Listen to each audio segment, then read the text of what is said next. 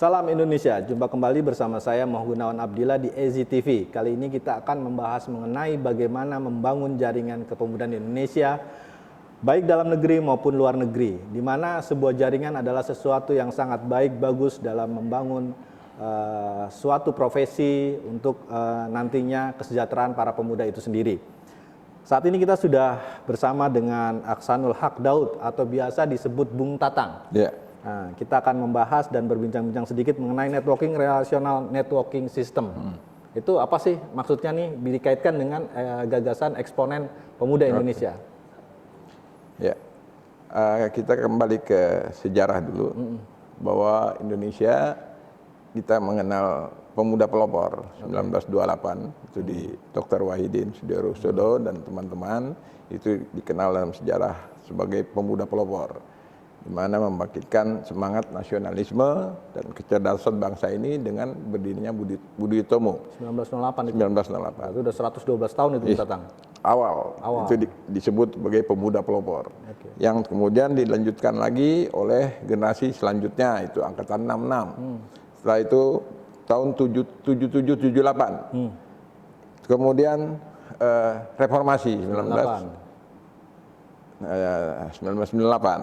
Intinya gerakan itu semua adalah membangun semangat spirit nasionalisme kebangsaan. Berdasarkan apa yang dikatakan founding father kita, Bung Karno, bahwa bangsa ini tergantung dari bangsanya sendiri. Tidak akan berubah nasib suatu bangsa kalau bukan oleh bangsanya sendiri. Jadi tidak mengandalkan kekuatan-kekuatan lain di luar daripada kekuatan anak-anak bangsanya sendiri. Dan ini sudah dibuktikan oleh sejarah dan diakui oleh dunia internasional. Bahkan ketika itu pemimpinnya dalam hal ini Bung Karno sebagai founding father diakui sebagai satu-satunya pemimpin transformation leader yang berhasil di dunia. Bagaimana mengangkat harkat martabat bangsanya, dalam hal ini generasi mudanya, untuk membangun kemandiriannya yang kita kenal dengan Trisakti. Mandiri, berdikari, dan berdaulat sebagai suatu bangsa. Nation building, nation state, dibangun spirit kebangsaan nasionalisme. Untuk itu ya kami mantan-mantan pengurus pemuda Indonesia merasa terpanggil melihat situasi kondisi bangsa sekarang ini, yang dimana yang kita lihat bahwa peran pemuda bangsa sebagai agen perubahan nasib bangsa ini itu sangat minim sekali. Yang ada kita melihat justru yang dibanggakan semua yang datang dari luar. Dari asing. Baik dari Eropa maupun dari Cina dan segalanya. Itu jadi kebanggaan. Bahkan kita lihat generasi yang sekarang milenial lebih senang film-film dari Korea. Hip-hop dan lain-lain. Buat kita para alumni pemuda Indonesia ini merasa miris. Untuk itu semua kita merasa terpanggil, kita komunikasi satu sama lain, harus dibangun lagi jaringan ini. Bahwa jumlah kita hampir 80% di seluruh Indonesia. Kenapa kita hanya berdiam diri melihat nasib bangsa seperti sekarang ini? Harus membangun lagi kekuatan dengan sebuah jaringan kerja. Dan hubungan antar jaringan itu sendiri, baik di dalam maupun di luar negeri, karena pemuda-pemuda Indonesia pun di luar negeri, baik dari Amerika, di Jepang, di mana yang bersekolah dan sudah kerja di sana, itu juga sangat mumpuni, mempunyai skill dan kompetensinya masing-masing.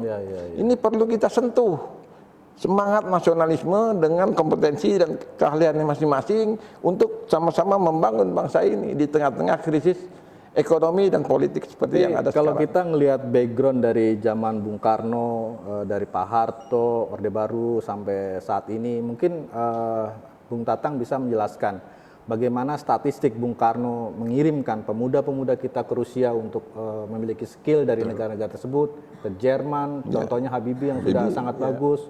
Di zaman Pak Harto demikian.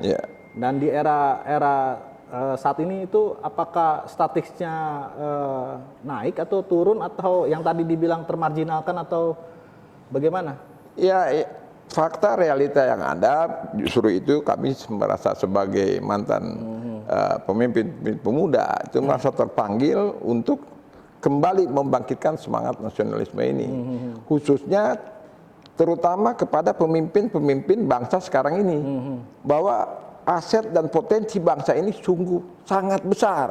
Dan ini harus diberikan ruang kesempatan kepada mereka untuk bagaimana mereka mengembangkan potensi keahliannya dan kompetensinya di dalam mengelola sumber daya alam ekonomi bangsanya sendiri, sehingga kita nggak jadi lagi bangsa yang ketergantungan dengan bangsa lain. Dan ini yang dialami oleh bangsa-bangsa bukan hanya Indonesia, khususnya di negara berkembang. Ini persoalan lama sebenarnya. Kalau kata Bung Karno, ini adalah sejarah berulang, karena sejarah itu kontinuitas masa lalu, saat ini, dan akan datang. Artinya apa? Kalau nggak kita bangkitkan lagi spirit nasionalisme ini, bahwa anak-anak cucu kita nanti itu akan mengalami hal yang lebih parah lagi daripada ini. Dan otomatis kedaulatan, semangat nasionalisme bangsa ini akan hilang. Sehingga kita menjadi sebagaimana di Australia, suku aborigin, di Amerika, Indian, mereka penduduk asli, mereka terpinggirkan sama sekali. Ini yang tidak kita inginkan. Harus kembali sama-sama kita bangkitkan lagi semangat nasionalisme, dan bukan hanya sekedar wacana, tapi dibuktikan juga dengan perbuatan, tindakan.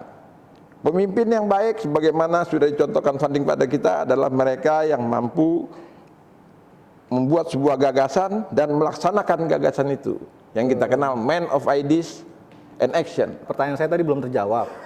Jadi skill-skill pemuda kita melalui pengiriman pemuda-pemuda kita ke Rusia, ke Jerman dari zaman Bung Karno, Pak Harto saat ini, itu tadi saya ingin mendapat jawaban dari Bung Tatang. Statistiknya itu naik atau turun? Yang kita rasakan itu yang sebagaimana dilakukan oleh pemerintahan zaman Soekarno dan Soeharto. Pasca mereka ini mengalami kemerosotan. Kenapa? Karena kesempatan buat mereka yang sudah mempunyai skill-skill itu tadi tidak dibuka di sini. Tidak diberikan kesempatan kepada anak-anak bangsa itu. Padahal kami bisa memastikan bahwa anak-anak bangsa kita memiliki potensi, skill, dan kompetensi yang melebihi dari bangsa-bangsa lain. Boleh dibilang Bung Tatang ini bahwa saat ini pemerintah tidak mendukung totalitas para pemuda kita? Ya, sangat. Oke, jadi mungkin ada sebuah masukan ke pemerintah saat ini. Apa sih langkah nyata pemerintah kita ini untuk tadi bisa memajukan para pemuda kita dan bisa tadi bahwa pemuda kita tuh lebih unggul dari bangsa-bangsa yang lain? Pemuda dijadikan sebagai jembatan emas untuk merealisasikan gagasan-gagasan, kebijakan-kebijakan tentang pemberdayaan potensi-potensi masyarakat dan sumber daya alam yang ada di negara dan bangsa ini. Itu sebagai pembuktian. Jadi mereka diprioritaskan utama ketimbang yang lain-lain. Di situ adalah sinergitas positif antara rakyat, dalam ini pemuda, dengan pemerintah. Ini yang pada era Orde Baru dikatakan dibutuhkan konsep yang tepat guna. Artinya konsep yang tidak sekedar wacana sampai ke planet, sampai ke langit 7, tapi tidak dapat direalisasikan di tingkat masyarakat kita. Kenapa? Situasi kondisi alam di Indonesia itu tidak dipikirkan di dalam konsep tersebut. Jadi konsep ini harus menyatu dengan situasi, kondisi, budaya, struktur, perilaku masyarakat Indonesia ini. Dan itu harus ada pembuktian, harus ada sinergitas antara pemerintah dan rakyat, dalam ini pemuda Indonesia. Gambaran Indonesia mulai dari Bung Karno, Pak Harto sampai saat ini ekonomi Indonesia ini seperti beberapa ada media-media juga menyebutkan bahwa sumber daya alam kita ini tuh sudah dipatok-patok oleh asing lah. Konglomerat juga termasuk menggandeng mereka. Nah, ini sikap eksponen pemuda Indonesia terhadap pematokan Indonesia di sumber daya alam ini bagaimana? Harus kita akui bahwa terlepas dari kelebihan dari kekurangan Orde Baru dalam hal ini Soeharto, sampai tahun 80-an pemberdayaan potensi masyarakat Indonesia dalam pengelolaan sumber daya alamnya, dalam hal ini pertanian, kelautan, nelayan dan sebagainya, ini kita harus akui bahwa di situ mendapatkan keberhasilan yang luar biasa. Sebagaimana kita ketahui bahwa ada swasembada pangan yang sukses zaman Pak Harto, dan itu menjadi dicontoh oleh Malaysia, dicontoh oleh Vietnam, dicontoh oleh Filipina, negara-negara tetangga kita. Bahkan pada perjalanannya termasuk infrastruktur, pembangunan jalan-jalan tol, itu dilakukan oleh anak-anak bangsa kita yang diminta oleh Malaysia dan Filipina sebagainya untuk ada pengiriman tenaga-tenaga skill ahli, engineer-engineer kita dan pembangun jalan tersebut untuk mengajarkan anak-anak bangsa mereka sehingga mereka bisa membuat infrastruktur pembangunan tol-tol sendiri, yang mana akhirnya sekarang berbalik, justru kita yang meminta pada mereka untuk. Tapi kalau engineer saya punya data, contoh Wika, HK, mereka di era Jokowi ini, contoh Afrika, beberapa negara Afrika memakai kita, Arab Saudi untuk pembangunan infrastruktur juga memakai kita, Filipina juga saat ini juga memakai kita, Papua Nugini, Timor Leste juga memakai kita. Jadi kalau saya lihat kita berkaca data, itu ya agak-agak mirip era Pak Harto dengan Jokowi dalam tadi untuk infrastruktur. Ini tanggapannya gimana? Ya, artinya itu pembuktian bahwa masyarakat kita, rakyat kita itu mampu. Terutama lagi pemuda-pemudanya. Itu kan generasi yang lalu. Yang dipakai itu melulu. Itu terus. Tapi yang generasi yang berikutnya yang ada sekarang ini nggak diberdayakan. Harus ada regenerasi.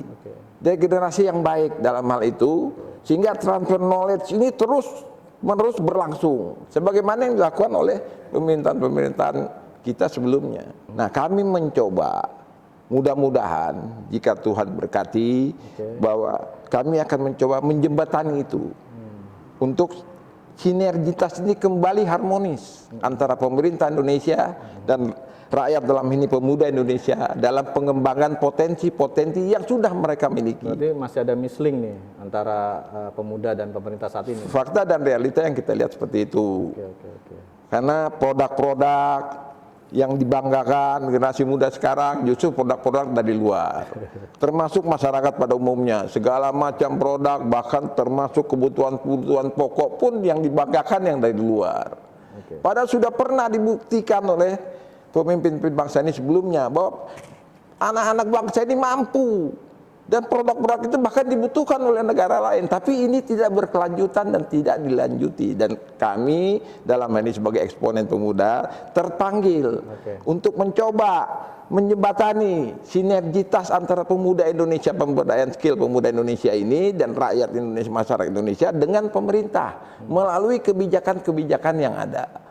Sehingga negara ini betul-betul sebagaimana yang kita harapkan, negara yang berdaulat, berdikari, dan mandiri. Terima kasih Bung Tatang.